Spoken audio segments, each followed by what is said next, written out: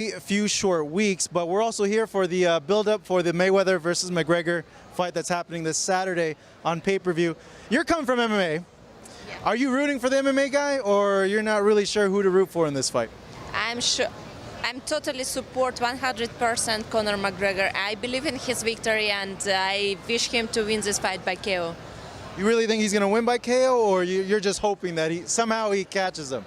I hoping that he will do it, but fight is fight. Never know what will happen. But I know exactly that he has everything to win this fight. He is young, he is hungry, he wants to show to the whole world like something crazy things. So he believes in himself, and I hope he will do very great things.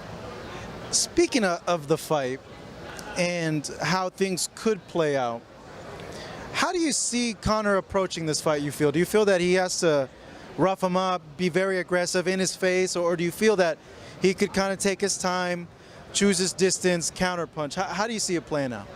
He has to choose his distance very well, because Floyd Mayweather, he is expert in fighting like second number, and every time this distance, after each attack of Conor McGregor, he has to leave this distance to make this counterattack to Floyd Mayweather. That's why, my opinion, he has to hit very hard, and then just don't give any space. And that's why it will be his attack, and Floyd Mayweather will not be able to do anything. But he has to manage very good his distance, and it will be very interesting fight. Could be a tough fight too for Conor. He's going up against someone who's 49-0, someone who's fought a lot of people. There's been a lot of criticism on Conor's part, saying that he has no chance whatsoever from boxing, from casual fans. What do you make of the reception of this fight and people saying that Conor shouldn't even be in a boxing ring at all? I don't agree with these people at all, because in mixed martial arts, the person who is like a champion in mixed martial arts and mixed martial artist in general, it's very complete fighter, because to be an expert in mixed martial arts, you have to dominate all single like sports, like boxing, like wrestling, like Muay Thai, like fighting in the ground.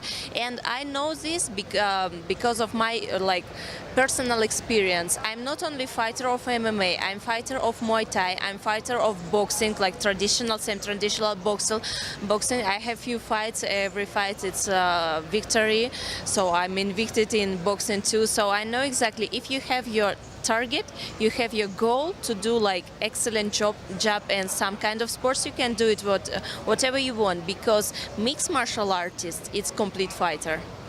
Coming now to your fight that you're having with Amanda, I know a lot of stuff happened with the other one, the nasal condition that she said she had the day before the fight. You couldn't get the fight. How frustrating was that for you to go through a whole camp, go through your cut, and then the day before they tell you, hey, this isn't going to happen? It's something that in that moment I could not believe that it's really happened.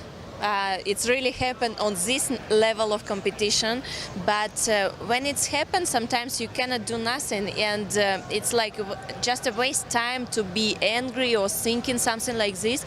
And more, I'm not the person like this, because I knew, okay, it's happened already. I cannot do nothing. I cannot take her and say like, let's go fight. No, you can't. You want to do that? But I knew exactly that I will have my time, I will have my opportunity, and I will be ready for this time. And my coach, Pavel Fedotov, he gave me like some rest after my training camp, and then we was putting everything again in the, like new training camp to make me much stronger than I was. And now I feel exactly that I'm feeling great, very great for my fight. And just few weeks before the fight, and I will do what I wanted to do like 2 months ago, to take the belt. When it came out, a lot of people said that it sounded like an excuse, that you shouldn't be pulling out of a fight because a nasal issue. Do you think it was an excuse? I don't believe that this is the real reason why she pulled out from the fight, because I think it's very easy.